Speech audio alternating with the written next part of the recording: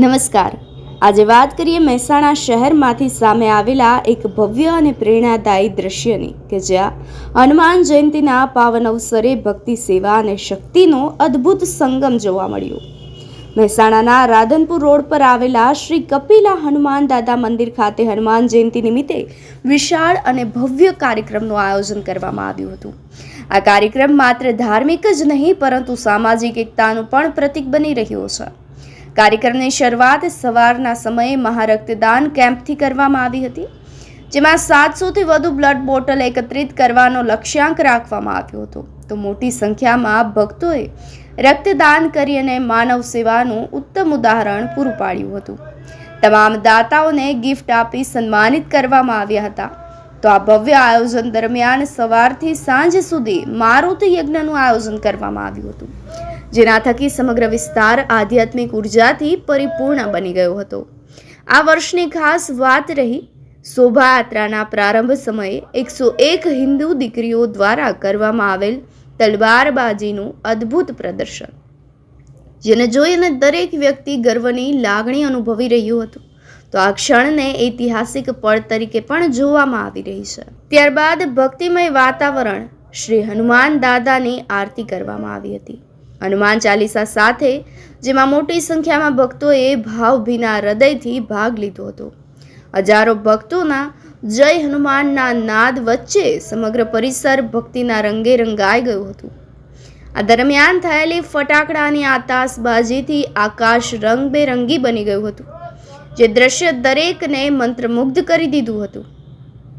ત્યારબાદ આ ભવ્ય અને ભક્તિમય માહોલ વચ્ચે શોભાયાત્રાને પ્રસ્થાન કરાવવામાં આવી હતી, જેમાં મોટી સંખ્યામાં ભક્તો ઉત્સાહભેર જોડાયા હતા અને સમગ્ર વિસ્તારમાં ધર્મમય અને ઉમંગમય વાતાવરણ જોવા મળ્યું હતું।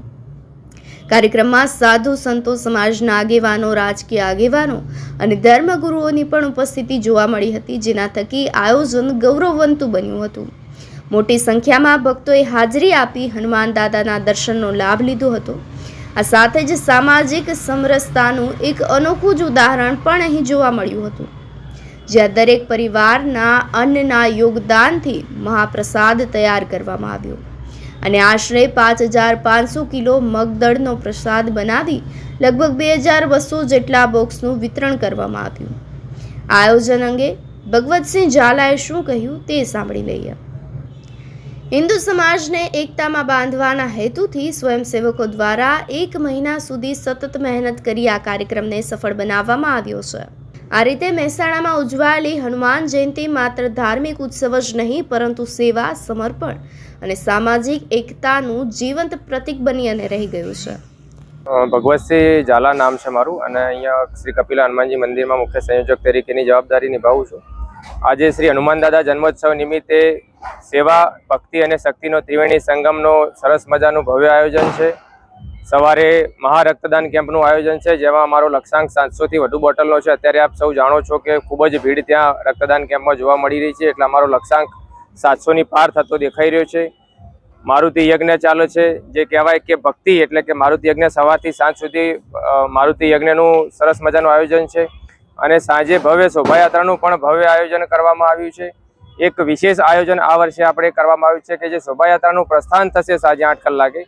શોભાયાત્રાના પ્રસ્થાનમાં 101 હિન્દુ દીકરીઓ દ્વારા તલવારબાજી દ્વારા પ્રસ્થાન કરવામાં આવશે। તો આ સરસ મજાનો એક ઐતિહાસિક ક્ષણ કહેવાય મહેસાણા માટે કે સમસ્ત હિન્દુ સમાજની તમામ જ્ઞાતિની દીકરીઓ એક સાથે 101 દીકરીઓ તલવારબાજી કરવાના છે। તો આ પ્રસંગે સાધુ સંતો, મહંતો પણ ઉપસ્થિત રહેવાના છે, સમાજના આગેવાનો, રાજકીય આગેવાનો પણ, ધર્મગુરુઓ પણ આ પ્રસંગે ઉપસ્થિત રહેવાના છે। તો મહેસાણાના સૌ દાદાના ભક્તોને અહીંયા આ પ્રસંગે પધારવા માટે ભાવભર્યું નિમંત્રણ પાઠવું છું। હનુમાન જન્મોત્સવ નિમિત્તે એક તો સામાજિક સમરસતાનો અમે એક ભવ્ય સંદેશ આપવા ઈચ્છીએ છીએ। દરેક પરિવારમાંથી અન્નનું યોગદાન લઈ અમે મગદળનો પ્રસાદ અહીંયા બનાવેલો છે। 5500 કિલો મગદળનો પ્રસાદ બનાવ્યો છે, જેમાં 20000 જેટલા પ્રસાદ બોક્સનું અમે વિતરણ કરવાના છીએ અને અન્ય છૂટક મંદિરોમાં પણ પતાડા આપી આ પ્રસાદનું વિતરણ કરવાના છીએ। દરેક હિન્દુ પરિવારો એક થાય, જ્ઞાતિ જાતિના બધા ભેદભાવો ભૂલી દરેક પરિવારો, હિન્દુ પરિવારો એક થાય અને સમરસતાનો સંદેશ આખા દેશમાં પ્રસરાય એ માટે અમે આ આયોજનો કરતા હોઈએ છીએ। શ્રી હનુમાન દાદા જન્મોત્સવના દર વર્ષે એક સ્વયંસેવકો ખૂબ જ મોટી સંખ્યામાં અહીંયા જોડાતા હોઈએ છીએ. તો એ તમામ સ્વયંસેવકો જે છેલ્લા 1 મહિનાથી દિવસ રાત એક કરી ખડે પગે મહેનત કરી રહ્યા છે, એ તમામ સ્વયંસેવકોનો પણ હું હૃદયપૂર્વક આભાર માનું છું કે જેમના પ્રયત્નો થકી, જેમની સખત મહેનત થકી આજે આ કાર્યક્રમને અમે સફળ બનતા જોઈ રહ્યા છીએ. દેશ અને દુનિયાના સમાચાર જોવા માટે અમારી ચેનલ MG લાઈવ ન્યૂઝને સબસ્ક્રાઇબ કરો અને બેલ આઇકોન પર ક્લિક કરો, જેથી રોજે રોજની અપડેટ આપને મળતી રહે.